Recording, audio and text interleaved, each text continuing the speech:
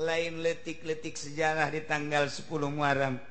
Mantap para salafus sholihin, para wali-wali Allah kepentingnya pada tanggal 10 Muharramnya nama tafakkur pul, merenung sejarah, merenung loba kejadian-kejadian, merenung direnungkeun ka dirina, termasuk Kangjeng Nabi Nuh alaihi salam. Kangjeng Nabi Nuh disalametkeun turun ti kapalna tanggal 10 bulan Muharram. Begitu tanggal 10 tarurun jeung kaumna lalapar kabeh cek Kangjeng Nabi Nuh. Lantaran orang lapar coba aya naon, coba kumpul-kumpulkeun. Aya naon bea setik, aya kacang kedelai setik, aya gandum setik, kacang tanah setik, aya gitu naon ngaranna bubuk roti setik. Hijikeun cek Kangjeng Nabi Nuh, asakeun. Diasakeun begitu deuk diuyahan, uyah eueuh bawang eueuh segala eueuh ngan saeta-etana doang dibagikeun, disebut bubur Asyura, bubur tiis. Nek baheula mah tanggal 10 Muharram ngabubur tilok diuyahan. Cek urang mah kuari mah uyahan bae tetep. Uyahan bae tetep. Ngan eta kolot baheula ngadidik anak teh. Maka ini kuntu minaz zalimin fastajabna lahu.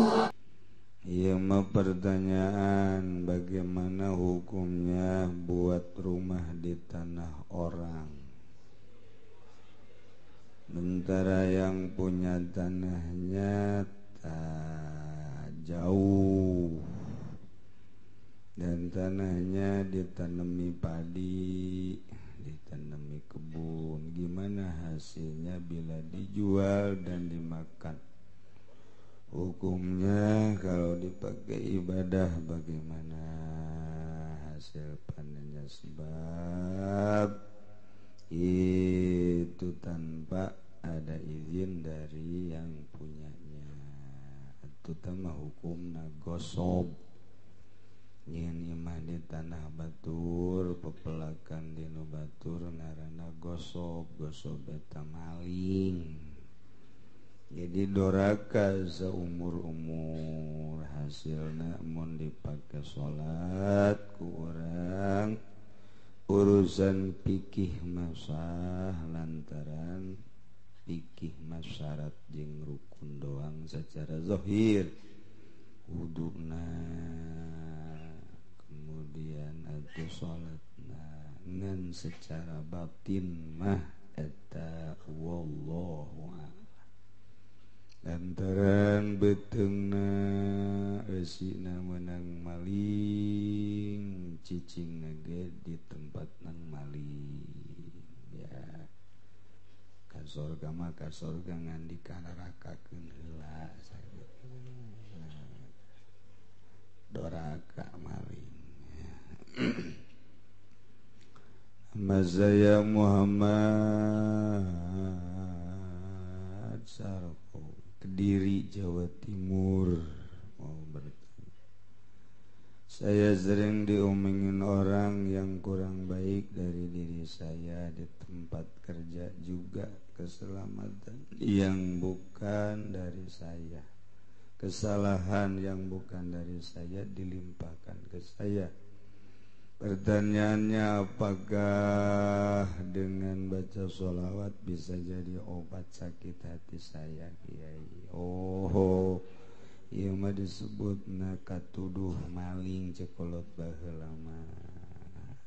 Jadi teu salah tapi dianggap salah. Maling dianggap maling baheulana kajen ku kumaha ge ieu sok diuk di budak lawang ieu budak teh. Atak teu meunang kolot baheula ulah sambarangan nya ieu. Teu salah dituduh salah, teu maling dituduh maling. Eta teh jadi hari dizolim mah dizolim. Soal babacaan babacaan anu mantak ngalengitkeun ka panyakit kos itu tama urusanana urusan hate kudu ditarima ku tauhid sakabeh perkara geh ja anu ngurusanana Allah hirup urang sehat urang gering urang nu ngurusana Allah wallah geus dicatat di lauhil mahfuz lahir anjeun maraneh kabeh wahai manusia sehat maneh kawin maneh rezeki maneh geus dicatat ka paeh-paeh geus obat tina babacaan aya ge maca sholawat mah supaya hate leuleus geus leuleus hate engke bisa jadi nemah lobakeun maca sholawat sapoe sapeting 4444 mun teu bisa sapoe sapeting saminggu 4444 mun teu bisa mah 444 bae mun teu bisa mah 44 bae mun teu bisa mah 4 bae atuh ulah henteu teuing we okas urang maca Quran kuduna mah sapoe sapeting hatam mun teu sapoe sapeting saminggu sakali hatam mun teu saminggu sakali atuh wayahna bae sabulan sakali mah atuh henteu teuing mah kos urang we kabehan sataun aya nu henteu sataun sakali kadele beungeut harenteu kabeh ya mah kula kamari ka Jawa ziarah ka makom Kiai Arwani didinya aya tabel merek qalilun qurra khairun min katsirin farra mun cek bahasa urang mah maca Quran saeutik ge kajeun leuwih bagus daripada loba henteu urang mah pan hayang nama loba tapi henteu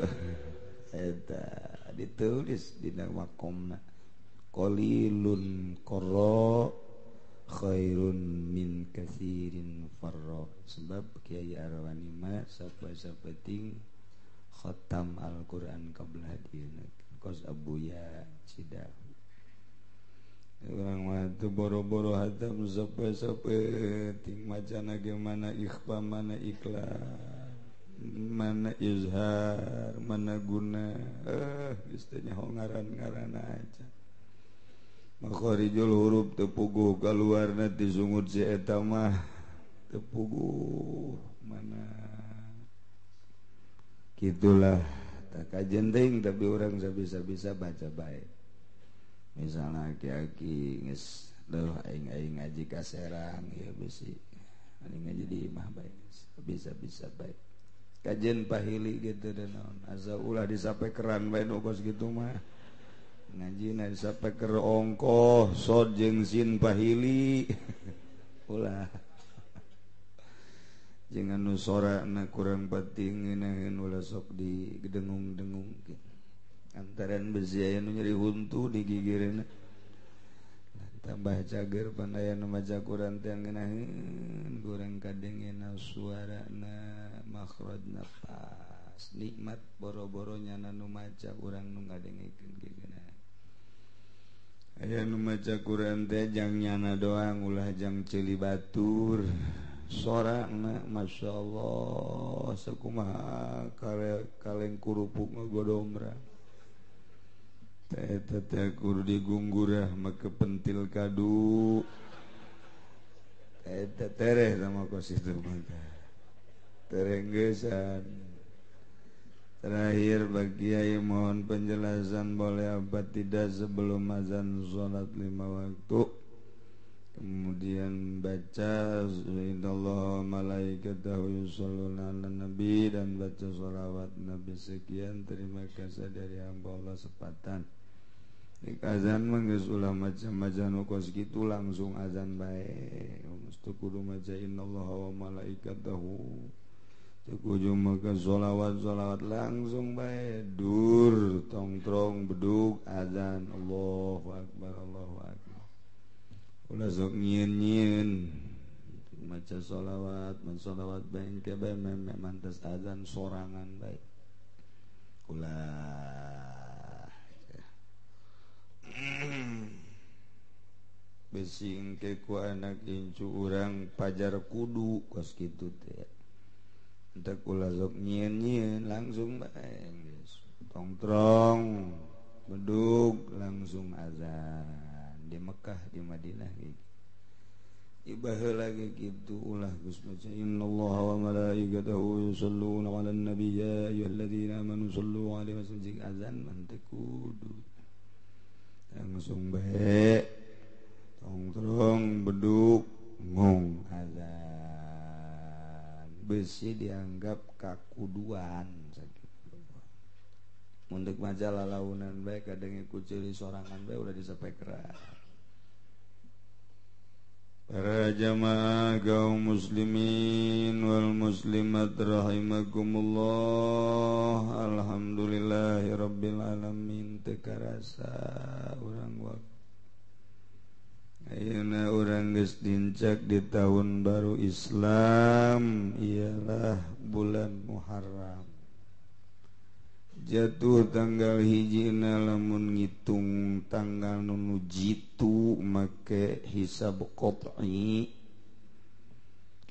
kitabna kitab Sulamun Nayren anu geus ditasih ku para ulama di dunia lain make hitungan Amerika Inggris jeung Belanda nyalirukeun tata hitungan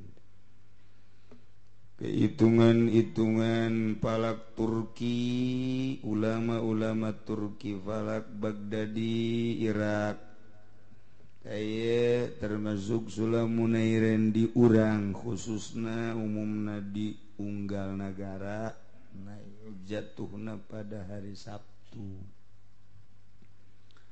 tanggal hiji Muharram jatuh pada hari Sabtu Sabtu Minggu Senin tanggal 10 bulan Muharram adalah hari Senin aya nu nanggalkeun Minggu wallahu alam hisabna nu jelas kula ngitung mun make hisab Islam perjalanan bulan tetap Sabtu mun make perjalanan perhitungan kafir nah ieu adalah jatuhna Minggu kula pribadi nanggalkeun Sabtu jadi di poe tanggal hiji Muharram eueuh raramean dina Islam khaliful yahuda cek Kangjeng Nabi sulayaan ku anjeun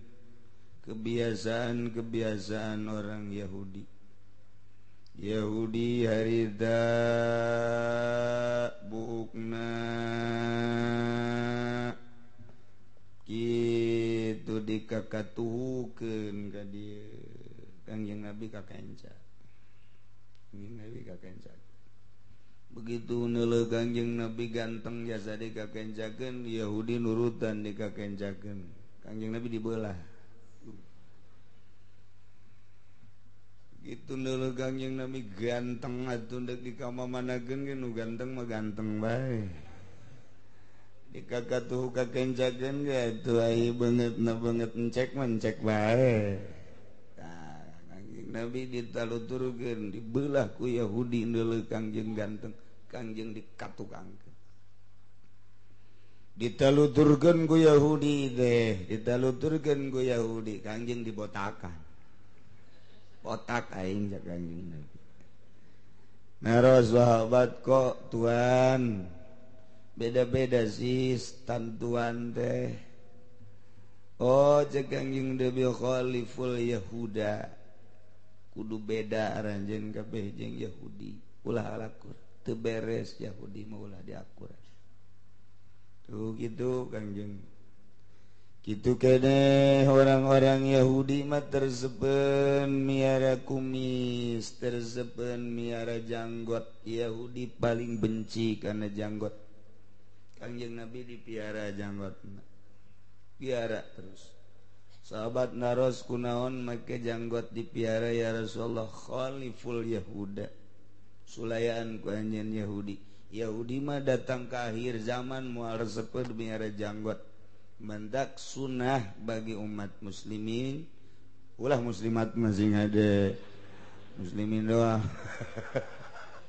Bicara mah pugu aja kalepasan ngomong.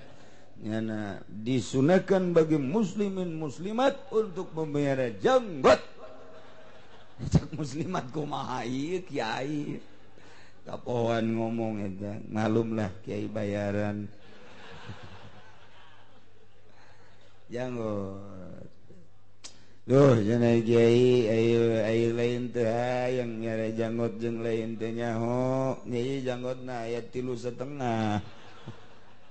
Lain janggot akar huntu akaran keluar. Oh masalah sakitu diberena ku Allah 3, 4, 5, 11 tetep bae. Kajian saeutik asal panjang sugan bisa pakai, namun orang dahar nyelap teh pakai tata. Gitu ya. Tah eta cukup Kangjeng Nabi mah khaliful Yahuda. Geus sakit. Ulah sok dibundang bahan Yahudi. Manda kula mah teu tertarik ka zaman kuari nu teu puguh dalilna.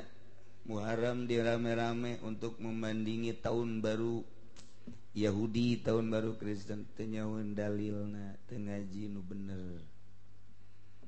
Sabenerna sok ulama-ulama nu baraheula aya ngarayakeun 1 Muharram. Oh. Eta mah hanya mahasiswa can kebal tah mah hanya untuk membandingi masa tahun baru Kristen, tahun baru Yahudi dirayakan tahun baru kita tidak. Atuh eueuh perintah. Hadis mana, Quran mana nu marentah. Teu kula diondang ku sababaraha urang bohong aing. Teu aing mah embung bae. Dek jantun yatim bae, tapi ulah merayakan tahun baru eta teh jijieun ibadah nu teu mendasar. Mahasiswa teh mah hanya kapanasan, khaliful Yahuda, kajeun nyana-nyana urang-urang. Teu kudu urang mah ramean teh lain tanggal 1 hari raya Idul Fitri. Ramekeun ku silaturahim. Hari raya Idul Adha ramekeun ku masjid. Tah nu ngomong hewan henteu mencit nyana tah. Aya aturan-aturanna masyaallah ulah sok kapanasan akibatna urang ngabandingi terus sistem pendidikan ge dibandingi ngabandingi urang terus ngalelep ka handap nyana nu utar atuh. Wari pendidikan di Indonesia nu ngendalikeun adalah Kristen, Yahudi. Sabaraha poin ieu pendidikan Islam nu diterapkeun di SD, di SMP, di SMA. Eueuh saeutik-eutik acan. Teu bisa dibandingi urang nyeun pendidikan khusus Islam. Ulah berbau-bau Kristen. Dititahna kumaha? Majelis taklim, madrasah. Sok gerak teman-teman pendidikan pondok pesantren moal eleh kajenkeun kuku mage asal percaya diri. Ti mimiti amil apa aya di sekolah amil moal aya. Tanya keluaran YIN atau UIN ku ari mah. Tanya dokter Andasna, sini loh. Pak Guru sini. Ada apa? Amil ada berapa? Amil ada berapa? Paling gajaknya di kampung saya ada 1.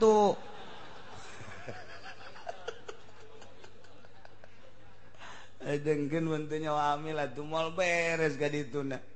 Coba budak kakarak asup ka pondok pesantren. Amil ada berapa, Ceng? Oh, i'lam annal awamila fin nahwi mi'atu amilin. Waruhan sira. Ah. Tunjuk-tunjuk nya nama kewaruhan sira.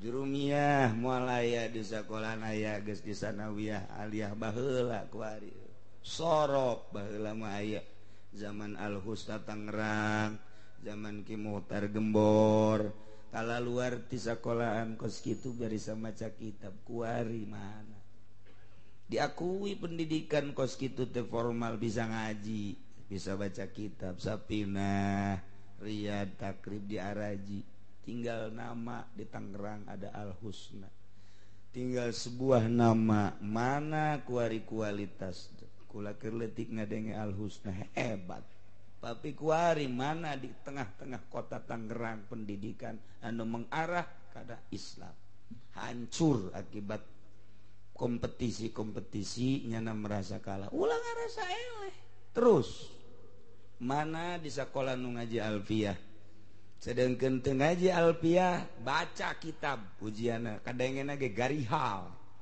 ulah disangka hebat eta bangsa doktor andas ceramah kadang ku santri aing mah macana ge belu tah bahasa mana tah belu tah belu aing mah ngade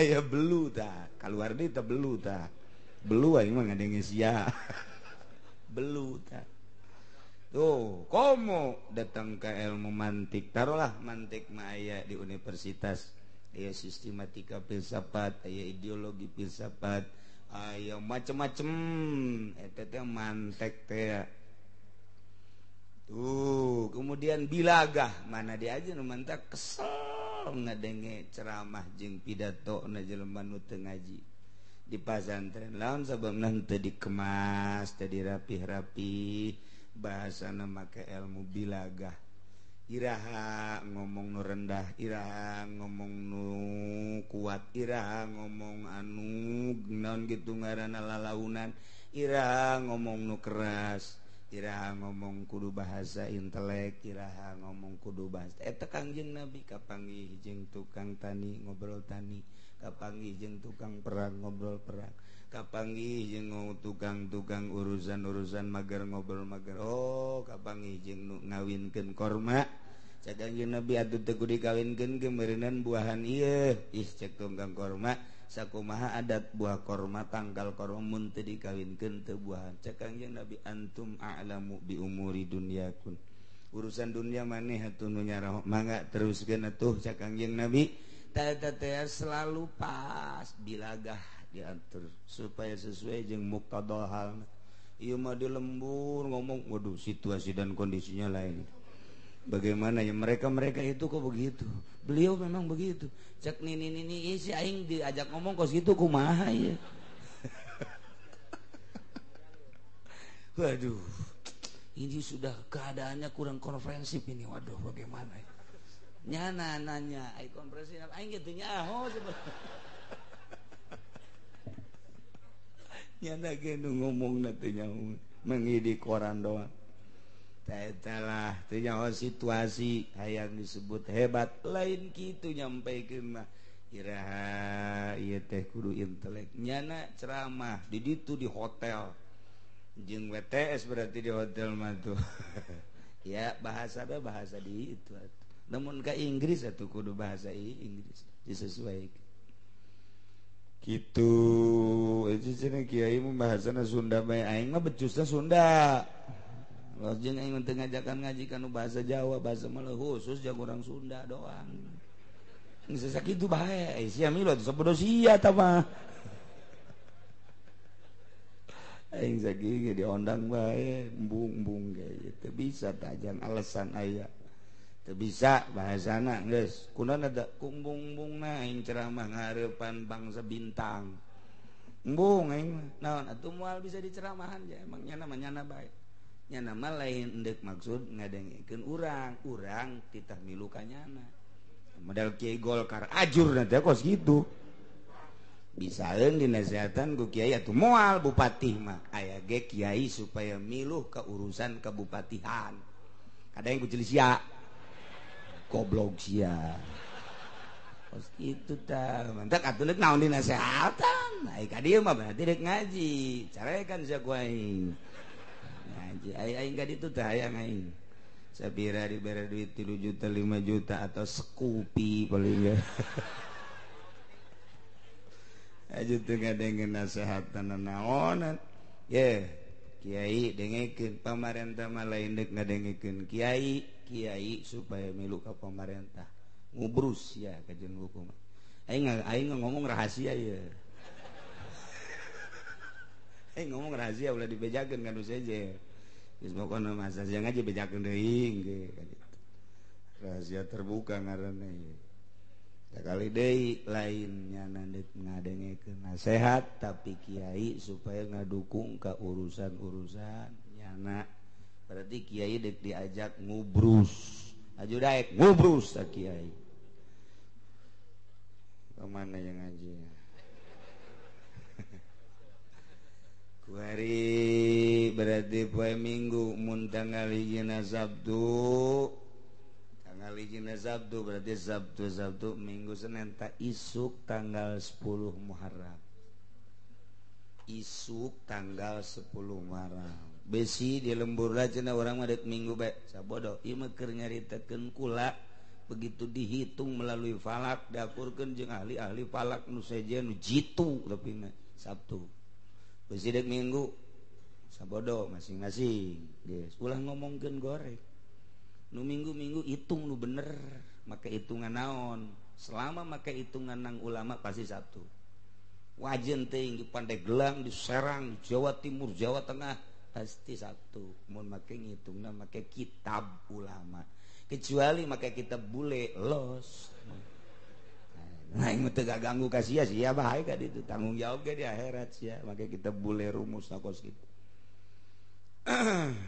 gitu jadi mah lain hasil hitungan hasil ru'yat eta almanak nang ru'yat iraha ru'yatna almanak geus gabereleng nah itulah di tanggal 10 Muharram teh lain letik-letik sejarah 10 Muharram eta sejarahna masyaallah hiji ketika Kangjeng Nabi ti Mekah ka Madinah begitu datang ke Madinah orang-orang Yahudi puasa Yahudi di Madinah puasa cak Kangjeng Nabi akhirnya eta Yahudi paruasa puasa naon bebeja cek Yahudi kami manu mantap puasa mengenang masa kejayaan Nabi kami Musa panjang Taurat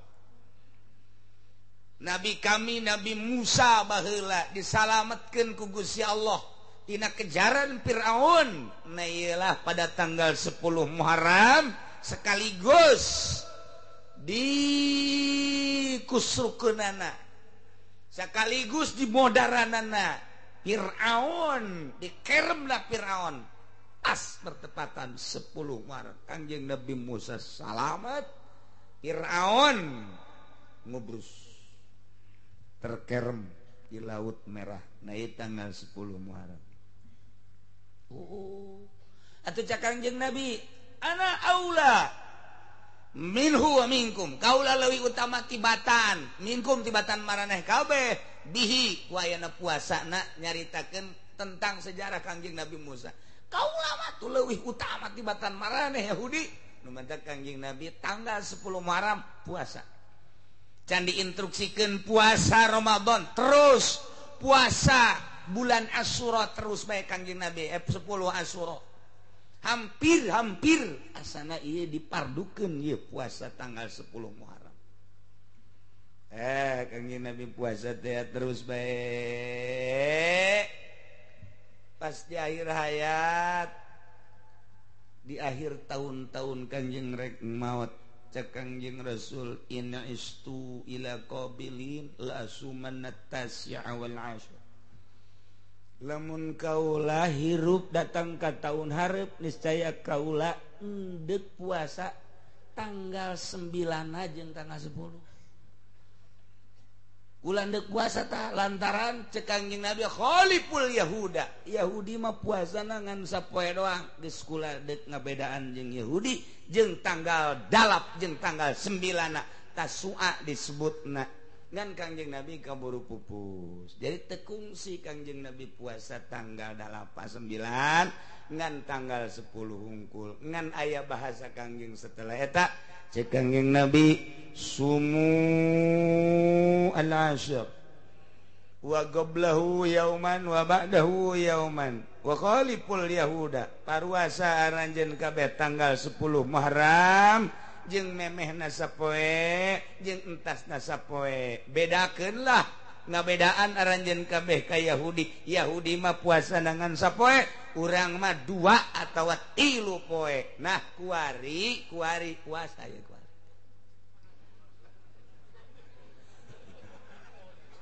tuh uduk geus beak uduk geus aya nu mesen sate deui terus cenah kiai kunaon teu instruksi nyoba aing ye ternyata teu dielingan we poho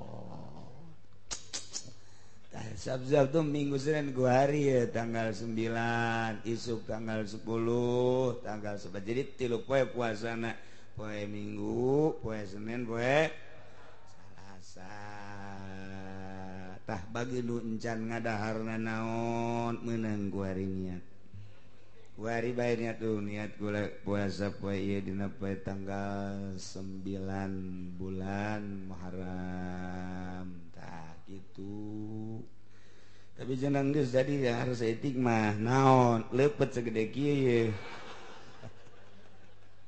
teu kaci teh ngan ai indek ngelehan beuteung mah cara ahli tasawuf teh naon ahli tasawuf mah puasa lain tapi dahar henteu naon sababna diuji kebutuhan butuh jatuh butuh dari jeung nginum ja salat ke masih nangtung keneh non tanaga aya keneh moal dahar ari tasawuf mah kos kitu lain haram sapeker kos kitu ai sapeker diharamkeun ai boh barang dahar sakumaha orai koros lain tasawuf teu bener kos kitu mah diuji kelayakan tanaga layak keneh bisa keneh ieu teh nangtung ulah dahar lain tasawuf kos ente tunduh jaya mah ulah sare jaya mah tunduh sanajan keur ngaji molor tasawuf eta geus jaya anu keur ngaji hees seret lain tasawuf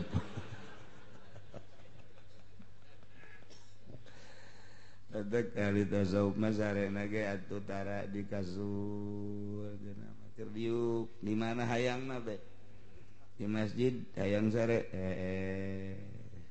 antak loloban ahli tasawuf mah di masjid tolol dapat tasawuf mah insyaallah ya besi ayeuna jana orang dahar jan nginum tapi ka ayeuna niatna itu somal yaum kula poe dina poe itasi dina tanggal 9 Muharram geus kulantaran poe ieu mah meureunana aduh teu nyaho ajeun isuk bae tanggal 10 na isuk jeung tanggal 11 poe Salasa. Duh cenah kiai teu kuat jeung kula mah di pabrik ieu mah aya 3 poe mah 2 poe bae. 2 poe ge cenah teu kuat sapoe bae tuh poe isuk bae. Sapoe ge cenah teu kuat. Kumaha sia bae atuh tah mah. Ngabejaan doang. Masya Allah hirup dia aya perbandingan jeung hewan ya orang yang sok puasa bae orang yang taneuh mulut sabulan mulut puasa Rajab 27 poe puasa Ramadan sabulan Ramadan puasa eta orang yang taneuh mendeknya nama asal di bulan mulut bae nyana mendem puasa sabulan bulan puasa naon gara-gara orang yang taneuh ke akhir bae hiber teng kadeleuk urang wah itu naon itu nu hiber naon itu diudag kudu sok puasa kudu sok tapa lu bae ka kuburan nah ya di dulu kadinya disorot yang ngeringkep nah iya asana ya ada kecak dukun bae lamun anu hiber rupa orai teh rupa batu teh tewak bae ngan diberesieun bae urang sebab lain sembarangan orai sebab eta orai keur tapa cieun bae dibereun teh urang jarang langsung ditubruk teh jarang sebab naon sebab hebatan orai harismana tibatan nu ngudag aya orai mah puasa nu ngudag teu atuh hebatan nyanan mentak teu kuat tapi lamun urang puasa deui mah atuh dicekel masalah atuh nu ngudagna atuh eta mah keur ngalamun itu naon hiber puasa teu naon teu penjana mah atuh diudag ku nyana brus gerai eleh sinar ku orai sebab sinar puasana muncar eleh teu kuat teu bae geus mantak geta eta orai tanu mah cicing bae nyana mah sebab geus aya maunatan cara maunah asal kasempar kaganggu dicatek kunyana digegel langsung bae peurahna luar biasa sebab puasa bae tapi orai koros mah orai koros beutungna dayut orai koros mah aya kicak-kicak dia caplok kunyana aya anak bangkong dicaplok malah nu gede mah orai koros mana bangkong ge dicaplok keneh bae aya parai dicaplok endet dicaplok buah bus dia dicaplok keneh bae geus teu maya naon bae geus moal namanya kadal ge kadal terus bae anak kadal terus bae cacing terus bae beutungna ge dayut mun sebeu teuing nya mah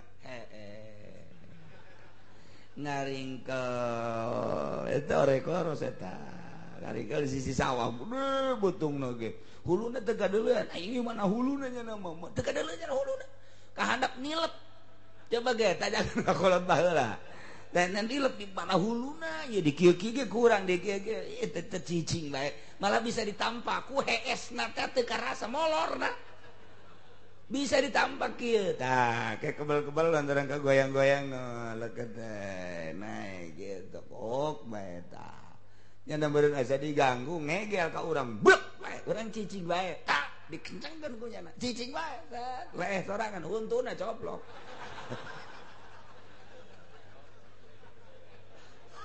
koros tah eta teh jelema ge kos kitu horengan huntuan huntuan jelema tilok puasa mah nah ieu kukula deuk diajak nyebrang jang ka akhirat ieu mah lain jang dunia jang ka akhirat di tanggal 9 na ieu daswa isuk tanggal 10 jeung deui tanggal 11 na sumu ya al-asyir jeung Kangjeng Nabi qablahu yauman wa ba'dahu yauman tanggal 10 bulan Asyura mah sejarah tanggal 10 Muharram disebut Asyura Pohara hiji ngadamelna Gusti Allah ka Kangjeng Nabi Adam sangat bersejarah tanggal 10 Muharram. 2 setelah dijieun diantep diasupkeun ka sorga tanggal 10 ilu diturunkeun ka dunia ge tanggal 10 ieu Kangjeng Nabi Adam iba lahu diterima tobatna Kangjeng Nabi Adam tanggal 10 bulan Muharram. Masyaallah. Hiji. Kedua, Kangjeng Nabi Musa disalametkeun tina kejaran Firaun. Kangjeng Nabi Musa na salamet, raja Firaunna terkerem tanggal 10 Muharram. Tilu, Kangjeng Nabi Ibrahim ketika Kangjeng Nabi Ibrahim dibalangkeun kana sana disalametkeun ana tanggal 10 bulan Muharram. Nomor kaopat didamelna langit, didamelna bumi, didamelna aras, didamelna kursi tanggal 10 Muharram. Didamelna samawati wal ard wan nujum, panon poe bulan berbagai bintang didamelna tanggal 10 Muharram. Sangat bersejarah. Gitulah sunatullah. Kangjeng Nabi Idris alaihi salam ditaekeun ku Gusti Allah ka langit. Ieu tanggal 10 Muharram. Kangjeng Nabi Isa alaihi salam didamelna ku Gusti Allah tanggal 10 Muharram, ditaekeun ka langit ku Gusti Allah tanggal 10 Muharram. Lain letik-letik sejarah di tanggal 10 Muharram. Numantak para salafus sholihin, para wali-wali Allah kepenting ya. Pada tanggal 10 Muharram nya nama tafakkur pul, merenung sejarah, merenung loba kejadian-kejadian, merenung direnungkeun ka dirina. Termasuk Kangjeng Nabi Nuh alaihissalam Kangjeng Nabi Nuh disalametkeun turun ti kapalna tanggal 10 bulan Muharram. Begitu tanggal 10 tarurun jeung kaumna lalapar kabeh cek Kangjeng Nabi Nuh lantaran urang lapar coba aya naon coba kumpul-kumpulkeun aya naon bea setik aya kacang kedele setik aya gandum setik kacang tanah setik aya gitu naon ngaranna bubuk roti setik hijikeun cek Kangjeng Nabi Nuh asakeun diasakeun begitu deuk diuyahan uyah eueuh bawang eueuh segala eueuh ngan saeta-etana doang dibagikeun disebut bubur Asyura bubur tiis. Nak baheula mah tanggal 10 Muharram ngabubur tilok di uyahan. Cek ulah mah kuari mah uyahan bae tetep. Uyahan bae tetep. Ngan eta kolot baheula ngadidik anak teh nyahoan. Masyaallah jadi terkenang kan begitu anak ngadahar pentis asuronya. Jadi nyaho.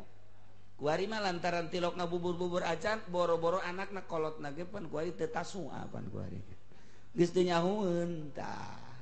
Tanggal 10 isuk puasa sorena ngabubur tiis ngan teu instruksi tama sakadar sejarah doang geus mendek nyieun bubur dua rupa kuari mah hiji bubur tiis ulah loba-loba teh mah sejarah doang nomor kadua mah bubur kacang ijo bae make roti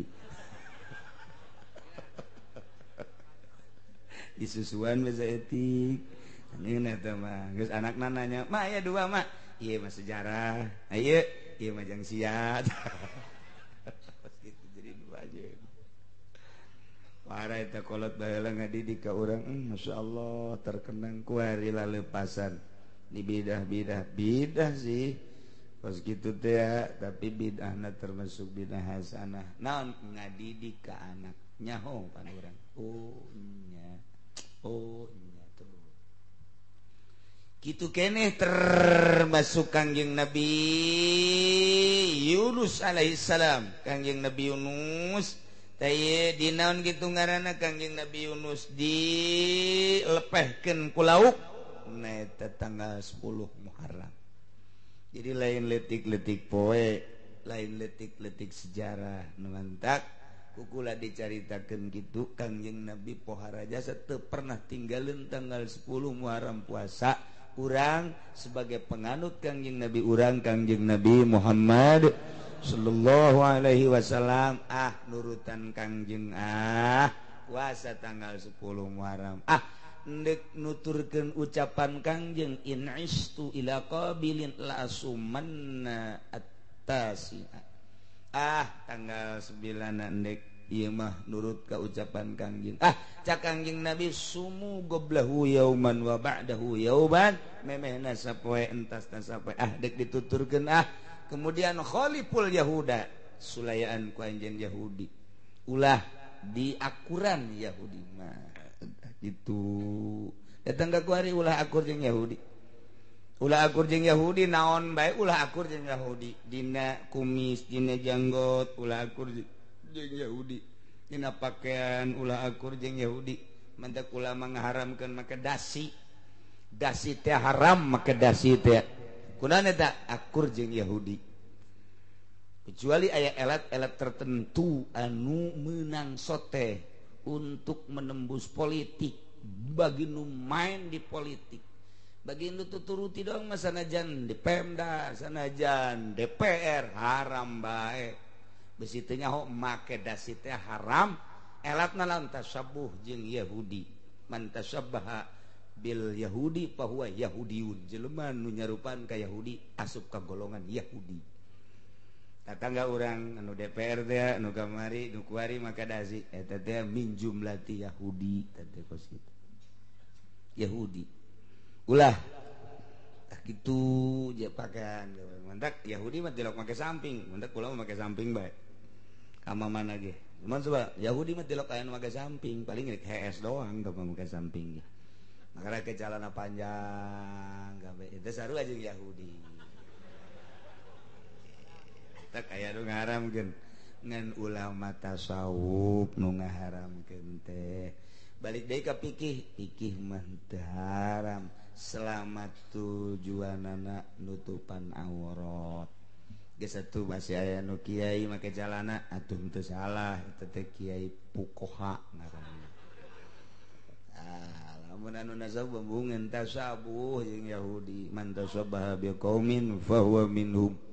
Dalil eta teu kuat mun dipake di fikih tapi dalil eta mun dipake di ahli tasawuf termasuk dalil nu kuat.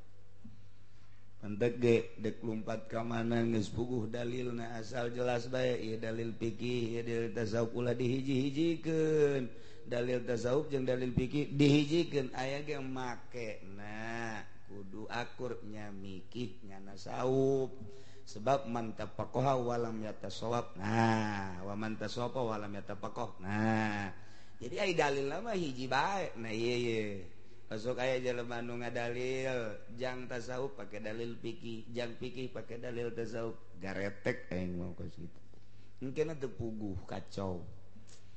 Tuh kitu nya tah jadi kula masa kadar ngelingan bahwa poe ieu tanggal 9 nu encan ngadaharna naon niatan puasa nu enggeus ngadahar ge menghormati kana ucapan Kangjeng keun bae aing geus kadahar uduk 2 piring hadeuna ge teh 2 piring jeung kitu. Jadi ka ditu teu peuti lapar ya aing ye moal aing moal dahar poe ieu ke dahar-dahar tas zuhur. Beres namanya. Masyaallah. Hiji terakhir dina pembahasan hadonah teh mengenai hewan. Urusan budak geus beres dibahas ku urang, urusan nu edan geus beres dibahas. Urusan rokik jeung amat eueuh di negara urang mah tapi pembahasanna geus beres kuari mah deuk nyaritakeun pengurusan hewan. Urang boga munding, boga sapi, boga domba, boga persi, boga bebek, boga soang, boga hayam, boga manuk purukutut. Nah termasuk boga lauk eta ngaranna hewan. Sedangkan urang teh disuprih ku sara hakikatna Gusti Allah majazina Kangjeng Nabi urang teh kudu sianah lirruh kudu ngaraksa kana ruh hormati ruh sing hade lantaran ruh ieu adalah titipan Gusti Allah nu ditempelkeun tadi ka manusia kuari ka hewan. Nah ieu teh ieu moal aya bis jelema nu bisa nyieun hewan komo nyieun rumah boro-boro nyieun nanyakeun ge moal aya nu bisa ngajawab yasalunaka anir ruh kulir ruh min amri rabbi. Naranya sahabat naranya manusia ka anjeun Muhammad tentang ruh jawab kulir ruh min amri rabbi urusan roh mah urusan Gusti tama urusan pangeran moal aya nu bisa. Ngan Kangjeng Nabi secara khususiyah nyaritakeun urusan diri urang. Aya zahir aya batin di batin urang teh aya kolbu di jero kolbu aya sir di jerona aya ruh. Nah iyalah ku Kangjeng Nabi dicaritakeun aya lelembutan urusanana urusan roh tamanu kos kitu mah urusan nanyakeun roh mah moal dijawab tapi lemun urusan masalah kitu ngurusan roh nama tak ieu ku Kangjeng Nabi dicaritakeun. Sebab naon? Sebab tina bahasa Kangjeng paeh eta khurujur ruh anil jasad karualna roh tina jasad. Berarti aya roh khusus anu nempel di awak urang ketika urang maot kaluar tah roh eta teh ya moal bisa dipertanyakeun tapi jelema-jelema tertentu mah geuning bisa neuleuh ka roh. Kangjeng Nabi bisa neuleuh roh. Kangjeng Nabi wali-wali aya anu dibere maziah ku Gusti Allah bisa neuleuh ruh. Ya Allah, kuring mangadenge eta bae ge mani muringgak bulu. Muringgak bulu ningali Mama Sobari ngadenge dongeng Mama Sobari keur jamiahan kieu. Terus dikali kaluhur. Aduh, ruh Mama Ilyas naik maot berarti. Roh kadeuleuh. Mama Sobari nama di dieu di Cilimus. Mama Ilyas nama di Banjar coba eta roh bisa kadeu Masya Allah entah kanjing Nabi bisa ningali di jero kuburan keur disiksa gitu kene sebagian wali-wali Allah ta eta teh ajaran-ajaran kitu teh kuari dileungitkeun melalui partai PKS melalui Wahabi sabodonya nanyana urang-urang deleukeun ke ujung-ujungna anu kuat ngawahabikeun desakanana ti mana ieu ternyata ti Yahudi. Indonesia begitu kental dengan karomah, Indonesia begitu kental dengan maunah, Indonesia begitu kental dengan mistik. Walaupun mistik eta teh timbul ti karomah, timbul ti maunah atawa ti dukun mistik mah leuwih umum deui. Ieu hese untuk diruntuhkeun cek urang Yahudi bidah-bidahkeun ulaya muludan ulaya marhaba ulaya wirid-wiridan dibidahkeun nah lantaran hese bae melalui Muhammadiyah melalui Persis melalui Wahabi melalui PKS kuari dibuat sedemikian rupa di pemerintahan tah kos kitu nyana zahirna menurutan Kangjeng Nabi berjendot berjenggot kula mah inget ka dongeng eta berjendot tak bertumis kambing bertumis tak berjendot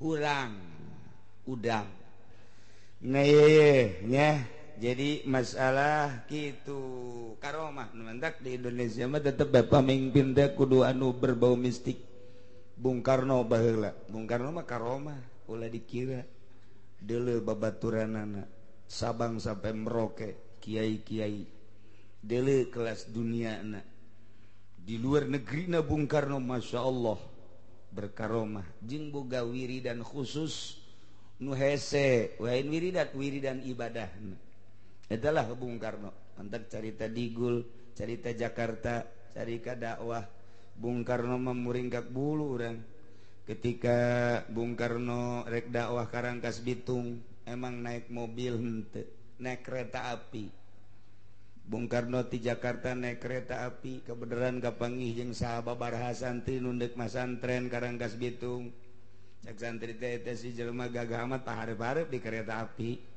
pahareup-hareup ditanya ku Bung Karno teh ini mau kemana saya mau ke Rangkas mau ke rumah siapa mau ke rumah Kiai Anu oh mau ke rumah padahal Bung Karno ge deuk ka imah eta horeng di kiai eta poe eta teh deuk acara gede jadi akur ta tujuanna berapa orang cek Bung Karno saya ada 15 orang mah udah nanti saya bapak yang bayarin ya ih jangan enggak udah biarin tah dibayaran kunyana 15 orang di kereta api atuh nanya si itu teh nanya bapak emang dari mana saya dari Jakarta nama siapa nanti juga kenal lah nggak usah tahu tawadun teh coba lamun kuari bapak ini siapa nggak kenal loh lihat nih apa nih nih waduh sembarangan doh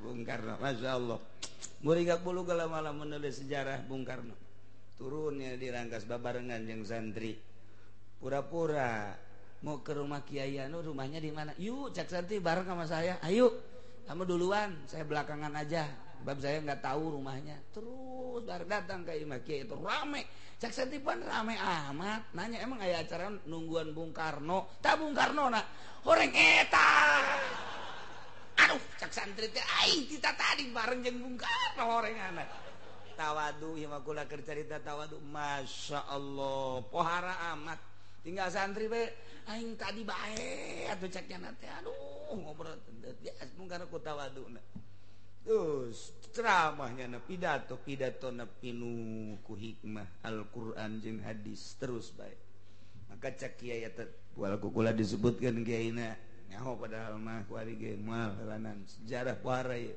Rangkas Bitung Pandeglang Tangerang nya ceramah jadi Bitung ceramah nanu di Bitung mah inget beku anfusakum wa ahlikum naro andak abah kula sok dongeng Bung Karno bae eta ceramah Bung Karno ku anfusakum wa ahlikum naro wa quduhan nas wal hijar jagalah anfusakum dirimu baik-baik wa ahlikum dan ahli kamu sekalian kalau kita cerita diri kita di sini kalau kita cerita ahli ada ahlun fiddin Bung Karno ahli berarti seagama cak Bung Karno teh. Saudara kita itu adalah satu agama, berarti bukan Indonesia saja. Bukan di Indonesia, yang di Singapura ahli kita, yang di Malaysia ahli kita, yang di Amerika, yang di Saudi Arabia, sedunia. Ku anfusakum wa ahlikum nar. Kita harus peduli menjaga ahli-ahli kita, baik di dalam negeri Indonesia maupun di luar negeri. Sebab yang namanya satu agama itu adalah ahli. Tah cerita Bung Karno kadenya sia. Nah ieu tah keur dirangkas bitung santri tinggal kurucut cai mata beres ceramah Bung Karno balik dek dialanterkeun henteu cekna kareta bae tah jam sabaraha ka Jakarta aya kuari gubernur naik kareta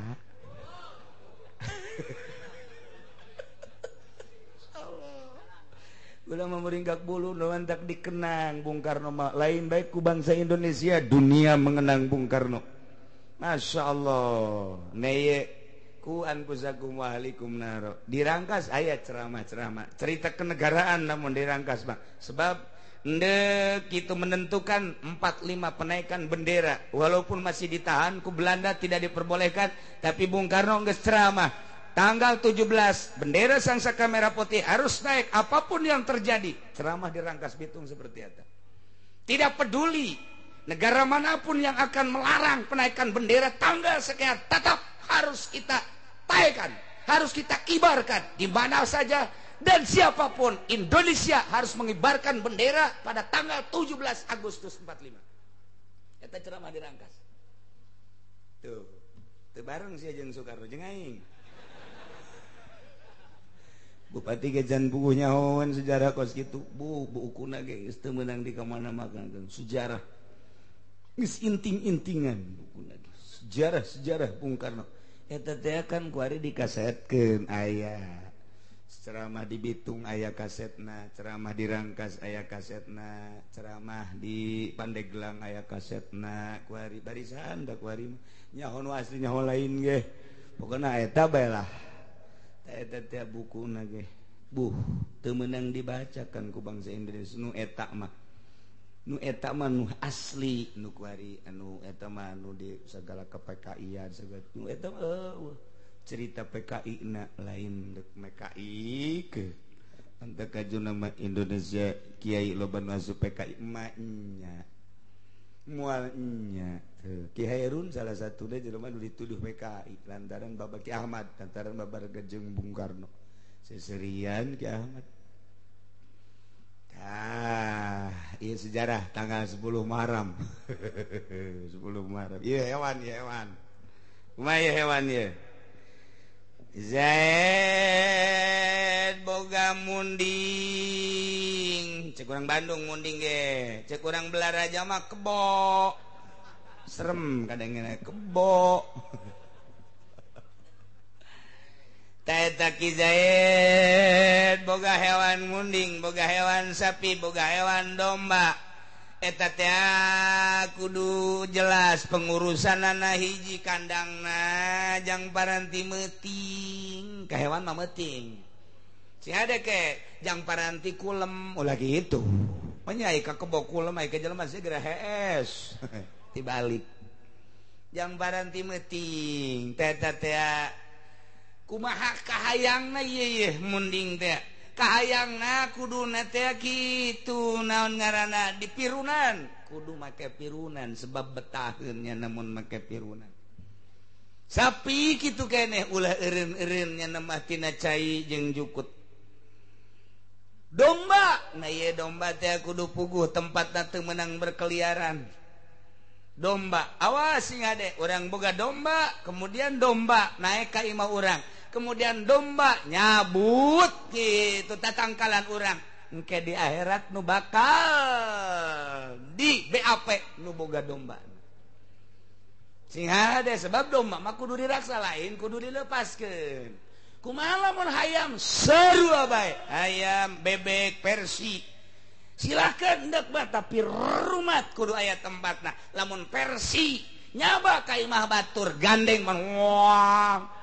soang gitu lain Persi wang kumaha lamun boga imana keres waktu waduh luar biasa aya nu jam sakieu mah jam sakieu mah maca Quran jam sakieu mah tafakur jam sakieu mah batur tama nyaritakeun batur nyaritakeun urang mah lain kitu ja maca Quranan ja urang mah tah eta teh waktu teh tapan waktu IHS kumaha keur waktu IHS aya wang pan eta nya lep-lepan aya soang kemudian deuk ngageubahkeun pan eta tunduh sok leungit ngageubahkeun heula tunduh sok leungit asal tunduh leungit teu HS lamun teu HS peuting teh apan terganggu boga pagawean wirid boga tahajud andai kata atawa soang jeung persi naik ka imah pan ai persi mah model lamun kurang diantepkeun nya mah tenang we asal digeubahkeun crot eta heran persi boga kamodesan versi teh kos kitu nya mah eta versi mah mun kurang lalaunan dah moal tapi lamun digareuwakeun coba buktikeun ku ari bisa dibuktikan versi deuleu tah asal digeubahkeun crot ngising nah iya ngisingan imah batur lahan batur eta ngaganggu di akhirat bakal ditegor Masya Allah geus cukup ulama ngabahas tentang hewan. Tahelanan nu pertama walaihi ala pudawabihi wajib kanu boga munding wajib kanu boga sapi kanu boga domba kanu boga kuda ala pudawabihi wasakyuha maraban hewana jeung inumanana ngombong disebutna kudu dikombongan teh sesuai jeung kebutuhan manehanana. Munding ieu mah gede kebutuhanna sabaraha tolombong sapi kitu keneh sabaraha tolombong mun di urang mah kitu naon ngaranna sundung Bandung tolombong sabaraha sundung ya sabaraha tolombong ya kitu keneh domba mendak rarapih Cianjur Sukabumi Garut Bandung domba marahal dijualna ka urang sugan berkeliaran berkeliaran mulai Bogor, Cianjur, Sukabumi, Bandung, Tasikmalaya, Garut, Ciamis nyana nyararieun tempat ke ngarit ke diweta baragus di urang mah aing ngajual hayang aing ngurusan embung dilepaskeun bae ku urang digebahkeun marah nu bogana tolong teu coba tolong teu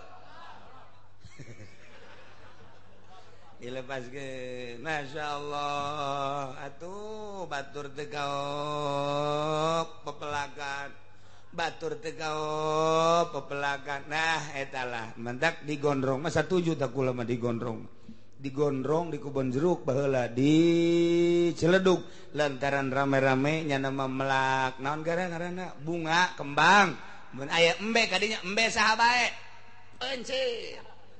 pencit baik kakak ini kambing siapa kambing saya bawa mak lu udah dipotong sama gua beres gondrong eta kos gitu iya tuh marah tuh kenapa ini kan tanaman bagaimana sih ceknya kan itu mah harus dipagar udah gua pagar kambing lu kesini ntar mah kalau lu marah lu nya gua potong lu babarengan orang gondrong mah karena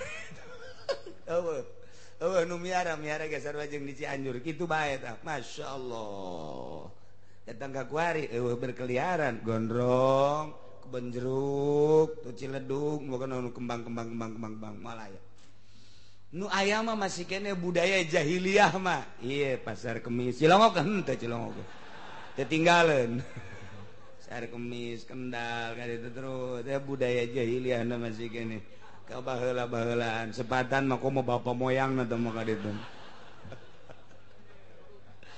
ya Allah ya Rabbi mentak imah teh imah bararsi di urang mah tanggalan lain embung melaknya nage asal melak paheula-heula jeung embe ge ngobrol tuh dahareun urang tuh keur dipelak embe ngobrol nu melakna ka jero bah kompetisinya paheula-heula gelut embe jeung embe saya teh hese jasa wajib dijaga sing ade kitabna aya besi pajarkeun eueuh kitabna teh walaihi ala pudawabihi wasagyuha wajib eta hewan teh kudu dibere dahar dibere nginum disebut dikombong.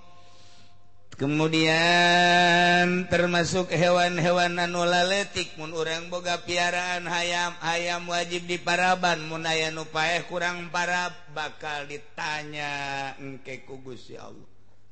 Jangka neraka mah cukup teu kaparaban hayam bae. Boga lauk urang paraban lauk ge sarua bae kebutuhan manehanana sakumaha. Kitu keneh boga manuk mantak ahli tasawuf mah tilok boga manuk. Lantaran manuk eta di kurungan ku Sayyidina Ali dibeli budak. Ieu manuk sabaraha duit cek Sayyidina Ali sakean. Beli. Begitu dibeli dihiberkeun. Bantuan dihiberkeun cek Sayyidina Ali nyana leuwih senangeun hirup babarengan jeung baturna daripada di kurungan. Tuh eta cek Sayyidina Ali. Lu sering Sayyidina Ali memulian manuk dihiber-hiberkeun. Andai kata endek masalah fikih caritana lain tasawuf lantaran aya jelema nu kadedengekeun suarana ka purukutut teh aduh mun geus ngadenge purukutut hutang ge leungit mantak telok mah hutang ngadengekeun suara purukutut bae ieu sabaraha purukutut nu ieu mah 1 juta nu ieu 2 juta nu ieu 3 juta nu ieu mah purukutut pancawarna ieu mah 30 juta. Eta barura eta can dikurkeun lamun geus dikurkeun bisa 100 juta 150 juta purukutut sagede kieu 150 juta masyaallah di dahar ge ku sorangan teh seubeuh berarti naon eta nu dibutuhkeunana suara purukutut masyaallah luar biasa mantak aya jelema keur mandian purukutut kieu we teh isuk-isuk teh geus teneng pak leupas 30 juta Nisain purukutut teh. Aduh, 30 juta. Cakira 30 juta. Pamajikanna naon? 30 juta iber. Geus galamun ngarokot 30 juta. 30 juta. Tungtungna mah lain bunga edan. Sok aya mah jelema. Tah eta teh haeg wae cek fikih mah asal diurus kebutuhan purukutut teh naon kebutuhan manuk beo teh naon kebutuhan manuk cicit teh naon kebutuhan manuk dan lain-lain sebagainya eta teh naon parabna ulah kieu purukutut engke dibere cau Ambon cek purukutut waduh aing teu beuki atuh ieu mah bahakan Gusti ya gelang-gelangkeun aduh teuing kadaharan aing cek purukutut kudu akur tanya heula Tot, Aisyah kadaharan sia naon? Tanya heula. Ulah main bere-bere bae pan urang manyar nyaho urang. Geus tah mah bangsa apung manyar bangsa manuk anu sok bring hidung teh naon ngaranna? Peking. Eta teh nyaho. Geus maninin geus lain deui. Maninin geus teu kabitaeun nya ku pare-pare maninin geus. Teu kabitaeun nya ku hileud-hileud leutik maninin mah tah mantak hajuna jana uncak-encak di tangkal nu sejen haju ngising tah eta engkena bakal jadi mangandeuh maninin dah bawaan maninin eta aya mangandeuh tatitet menang bae 10 poe timbul mangandeuh bawaan manuk maninin da teh nu sok mamawa mangandeuh mendak aya dina hayatul hayawan kita bahayatul hayawan paranting nganyaokeun manuk jeung karakter-karakterna kabelah itu haram jeung halal da kamaninin mah manuk teu bagus sebenarnya mah lantaran pamacokna panjang ai manuk leutik ai pamatukna panjang nu mantaknya nama kabeukina ge teu bagus hileud na engke di mana-mana nyana enslak bakal nangising di dinya engke bakal jadi mangandeuh teh pan teu bagus maninin eta manuk teu bagus kuari mah dibeli ku batur sabaraha duit ieu maninin 500.000 heran aing mah maninin 500.000 naon nu diarahna isi maninin tah eta kos kitu lah nah ieu manuk baik-baik secara tasawuf mah teu bagus secara fikih mah haeg bae aya jelema nu terhibur ku suara manuk sebab kelengkapan alam teh Gusti Allah teh nyin untuk kelengkapan alam ialah manuk aya jelema keur pusing-pusing ngadenge baceona manuk waduh serba bisa ya manuk cek jana teh cek pamajikan kakak teh bisa aduh teh ngabaceo boro-boro ngabaceo kakak mang wajege eleh bae sial sia manuk lu ngabaceo nyana nu ribut manuk serba bisa tah etalah manuk kadaharana kudu di selidik munti kukur naon perukutut naon beok naon menini naon manyar naon kerak naon mun kerak bahaya kerak mah bahaya ulah bae urang resep jasa ka manuk kerak pan aya sasada mah bagus kerak tah tapi ulah naon sebabna atuh pada haranana teh nu paranti isuk-isuk keluar teh bahaya ke atuh ambreng-ambrengan kerak nandak aya bahasa kolot baheula dasar kerak beuki tai kerak tapi budak kuari mah teu pati nyaraweun ka manuk sebab manukna geus eueuh aya ge di tempat manuk ai baheula mah zaman kula leutik asal keluar bage masyaallah manuk jaket trot serem tangarana jaket trot sareng gunting nu hidung teh geus puguh alap-alap di luruh kuntul mah di sawah rentul anu luar biasa urang neuleuh kuntul sasawah ngayapak putih kabeh masyaallah luar biasa manuk segala manuk aya di sawah teh eta alam nu kamari subur teh neuleuh manuk di sawah di huma masyaallah tatangkalan kabeh haju tatangkalan naon ge bangun nu boga buah tangkal buah teh ku kabehan di ala eta berkah amat baheula mah aya tangkal buah hiji angin gede di parulung ku kabehan nu bogana aja teu nanaon kok bisa teu nanaon atuh nu bogana ge teu melak ieu da jadian sorangan tapi eta di kebon pohara jasa kebon mana wae bisa dipulung ku urang eta zaman barokah anu luar biasa nah zaman kamari tinggal kenangan kuari mah geus sarares hese subur mah subur tapi sabares ningali manuk geus eueuh kunti anak ge baheula mah ngahiji jeung jelema ngahiji kunti anak teh aduh urang-urang nyana-nyana urang kaluar aya kunti anak kan tah aya kunti anak kan tah komo malam Jumat mah jeung malam Salasa aya kunti anak aja bae kolot mah ngomong teh aya nu reuneuh moal salah mulai tah kajahiliahan aya deui tah bener bae emang osok aya teh asal aya kueuk aya nu reuneuh ditungguan ku kueuk dumantak abeh naon eta pinter kolot baheula mah kasalakina ulah ka mana sia ulah ka mana pamajikan sia geureuneuh emang kunaon tuh kueuk di luhur sok aya kunti anakan dumantak salakina atuh ngahekeke we di dinya ngolotan disebutna terus gitu alalakur beta kolot baheula teh aju deui nurut beta minantuna mun teu ka mana ieu mah ngadenge sora kueuk cenah ka yang pemajikan puguh mah beukian nyanana eta zaman kamari ieu geus eueuh tah kamari ieu tapi bener urang kaluar bae tah kueuk aya tah urang kueuk teu kebal aya nu sora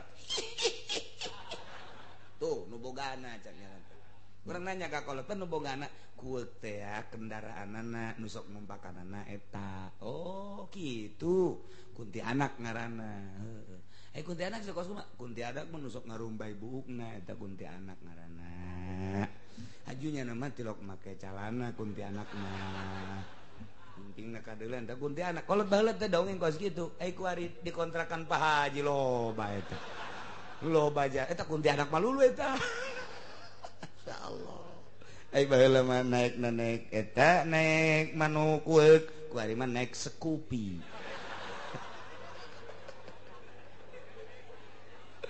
ya Allah ya perbedaan alam ya perbedaan zaman sikene subur jasa Masya Allah orang menyaritakeun babanjiran bageret berada setengah babanjiran simut Masya Allah geus teu kawadahan urang dieu kabeh ka sawah ngalan simut nu botol teh anu ditiir teh simut lagi geus macem-macem aya nu teu meunangan bae deui sarua pangitik tinggal pangitik tapi teu meunangan bae bebe jaga bapana batur meunang sabotol 2 botol nu satiran kula mah teu meunang mana pangitikna ieu coba ka dieu ku abah dihitung heula mais manggang ngorogo poos mais manggang ngorogo poos atuh sia mah poos tungtung lah pos moal menang sia nah gua apa dihitung dari mais manggang morogo tah morogo bae tah atau mais ge tungtungna mais manggang morogo mais mangga ngarogo maisnya mais tek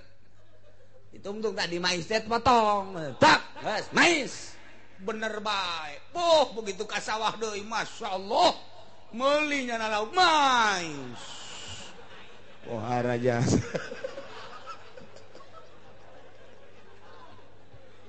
cikene alam-alam nu kos karari itu teh urang lamun aya kokorolokan we kokorolokan didelekeun we urang aya anak lele pasti aya indungna aya anak lele sagede kieu sagede curug indungna kajen kumaha ge aya indungna tangan geus ulah di tangan cakolot pasang bubu wae ge pasang bubu geus terapkeun ka dinya kotrek lah malah loncor mah eta cai ka sisina ge artina henteu rapi tapi eta pinu nang saya tak nang Allah melalui malaikat kadinya karunya teh budak bubu pinuan padahal tuh moncor ka dieu ge bisa tah kasih si bubu tapi masyaallah dibawa luar biasa tah eta zaman geus eueuh kos kitu teh zaman subur luar biasa di mana zaman subur mah aneh kumaha anehna usim-usan ngecrek urang teu ka mana-mana deuk ka mana tuh jahese hese tapi dahareun ku Allah dikiriman boro-boro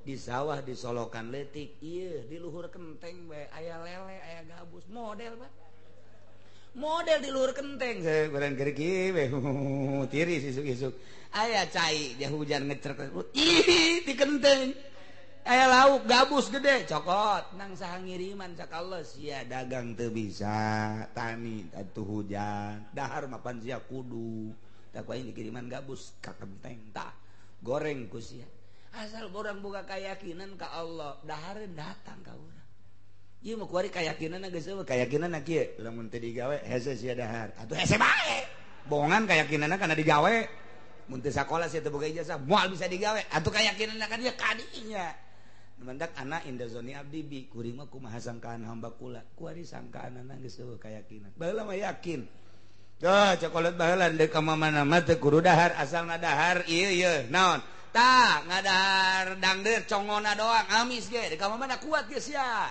ngadahar 7 bae pokona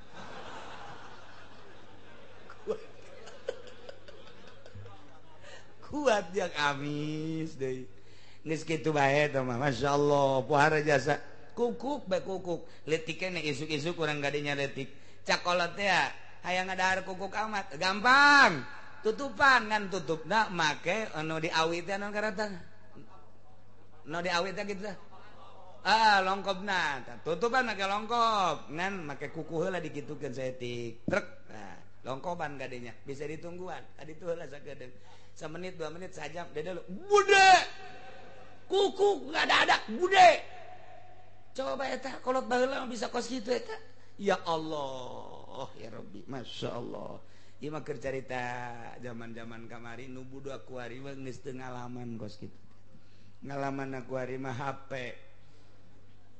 digerogeun ke ku bapana hei teuing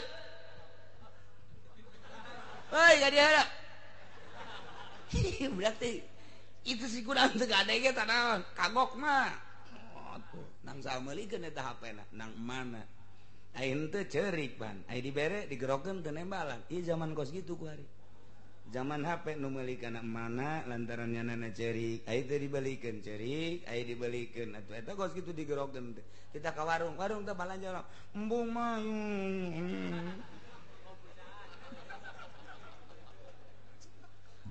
zaman araredan ka anak jeung indung edan kabehan ieu nah iya kercerita masalah itu hewan wajib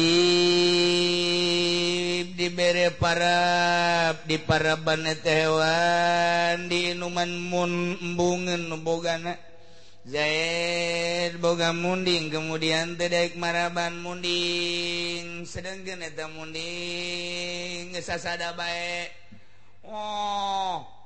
sapi tah mah tuh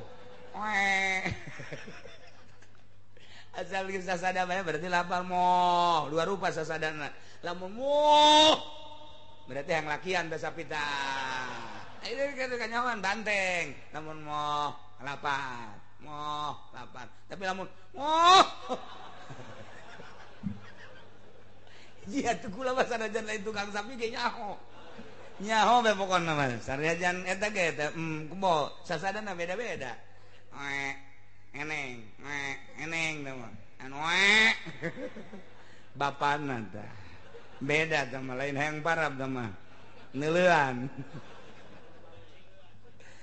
wajib diparaban mun teu daekeun maraban sapoe dua poe teu daekeun maraban keluarga geus ripuh sedangkeun eueuh anu ngarit lapor ka hakim tah hakim teh urusanna ka kebo-kebo ji urang lamun di negara Islam rapi ya sebenarnya mah lapor kamari mah lapor urusan tolak ya kan urusan nikah kamari mah urusan kebo pagi siapa ini saya ngaranna nu boga kebo nu bagus sayanya pan ai Dedi mah teu bagus boga kebo Peri Dedi Jore nya boga kebo saya ieu mah Mang Salawi tah pas Salawi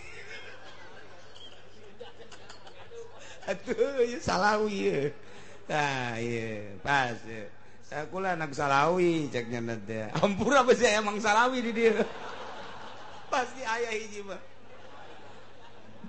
aduh sia sangaran kula Kasim tuh kuduna mah Qasim lantaran anak Salawi jadi Kasim sia enak lapor kunaon abah kula Salawi henteu daekeun maraban kebo geus 2 poe kebo wewean bae je ka RT-an saja RT 404 kula oke kelurahan sa lah kelurahan mah geus eta bae pokona mah geus datang tim ti kehakiman datang ka dinya mana Pak Salawi saya Pak ini kambing kerbau siapa ya saya Pak berapa kerbaunya 6,5 Pak 6,5 6 meneng 1 oh iya ini ada laporan tadi pagi anak bapak punya anak namanya Kasim iya laporan apa itu anak saya laporan nih tanda tangannya surat laporannya jelas bahwa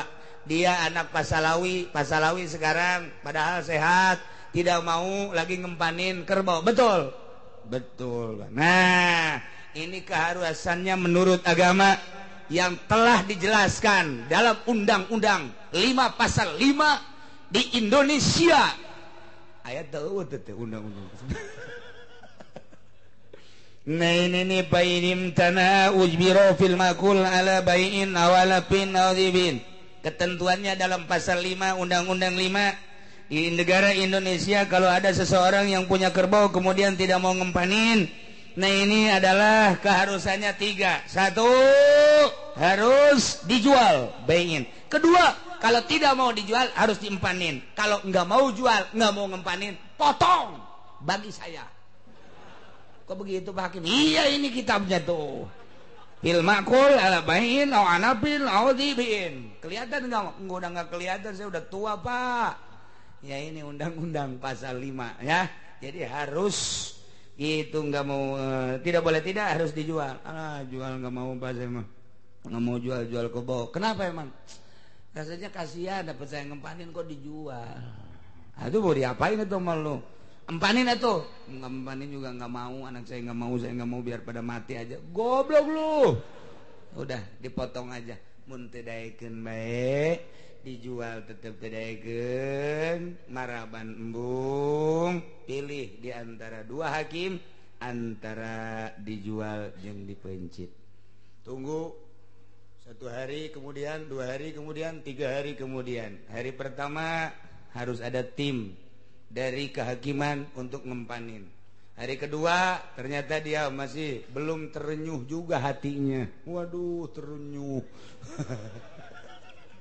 masih belum mau dia ngempanin hari ketiga bawa oleh hakim ke pasar jual duitnya kasihkan rapih di negara urang kunaon sebabna syianatan lirruh sebab ini hewan tidak boleh diabaikan tidak boleh dibiarkan itu keneh manu purukutut geus sadat anak geus bebeja Pak eta geus soraan purukutut Pak kurang parab lah hayang aing moal maraban emang kurang itu puyang aing beak ku purukutut bae atuh ai beak ku purukutut mah bikeun atuh jual moal kena sapaeh-paehna bae itu beres udbiro lapor ke hakim pagi siapa kamu saya Teddy pantas buka perukutut mengaran Teddy Iya, ada apa ini? Laporan Pak atas nama bapak saya ini, saya anaknya. Kenapa? Bapak saya punya burung kutut itu suaranya sekarang udah serak. Kenapa tuh serak? Kurang empan Pak.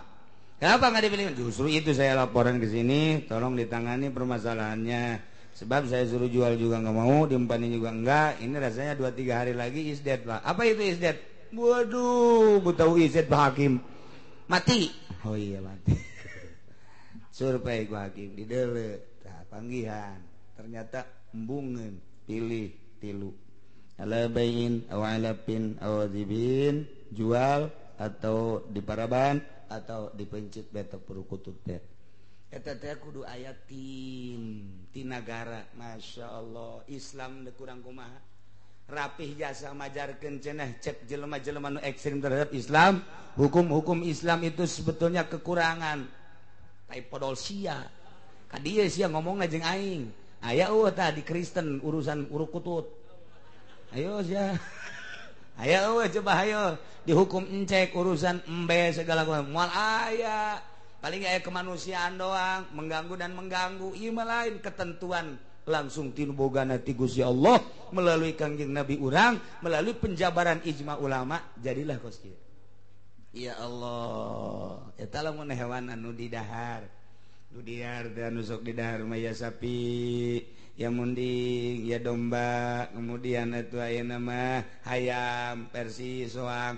Nah kumaha tilu tak ketentuanna namun teu daekeun. Mun teu daekeun maraban jeung inuman, berarti tilu ketentuanna bai'in, jual, alpin, paraban, awazibin, pencit. Kumaha lamun binatang anu tara di dahar? Aya binatang cocokan tara di dahar, ucing misalna, anjing misalna, boga anu hideung teh naon ngaranna? Nu sok aya di Lampung teh. Nu sarua jeung mamang teh beungeut teh. Siamang. Nah, camang eta teh ua-ua dan lain sebagainya. Eta binatang-binatang maung teh ya. Kemudian gitu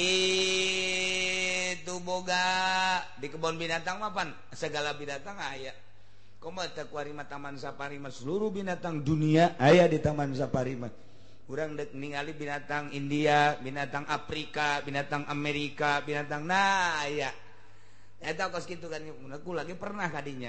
Pernah neuleuh ngan gua mah dek dileukeun ieu teh dina kitab Bayatul Hayawan kos kieu ye engke halal apa halal coba deuleuh buktina tan manda urang neuleuhan ka ditu banteunna naon ka kebon binatang neuleuhan ieu nu bentukna nu kieu halal ieu haram gaji jadi urang datang ka ditu teh ngaji ka kebon binatang teh lain mawasi doi ka dituna teu beres tah mah tuh anta kula inget ka Abah Ucu almarhum caringin nyana aya nu ngajak ka kebon binatang kadinya ka taman safari berangkat biasa ka ditu aya neuleuhan haram halalna bae cak Abah Ucu teh oh ieu binatang oh ieu nu sok didongeng-dongeng teh cak Abah Ucu teh naon peucang ieu horeng peucang ieu pinter sia peucang cenah ngelehkeun maung teh peucang ieu horeng baheula maung eleh ujana ta ku peucang munang teh cak peucang teh masya ka mana ka anak maung eueuh nya mah keur neangan dahareun bejakeun ka masya aing hayang ngalakian masya gitu bejakeun sia ku aing ka mai bejakeun ku sia sambarangan maing ka galak aing nyaho bejakeun ku sia waduh barang datang teh mah tadi aya peucang kunaon aya naon cenah nya ka dieu kunaon ngalakian emak tolol peucang mana tuh nu ditu teh diudang eta diudah aku mau wah atuh peucang teh nyeuleuk aya kana wah ai beunang asana cak peucang ieu ai beunang asana ieu kabeneran aya gonggorong asup jana ka gonggorong set mau ge poan set teu asup mau mangan sakieu doang nonggeng we peucang balik deui ka dieu nah ini dia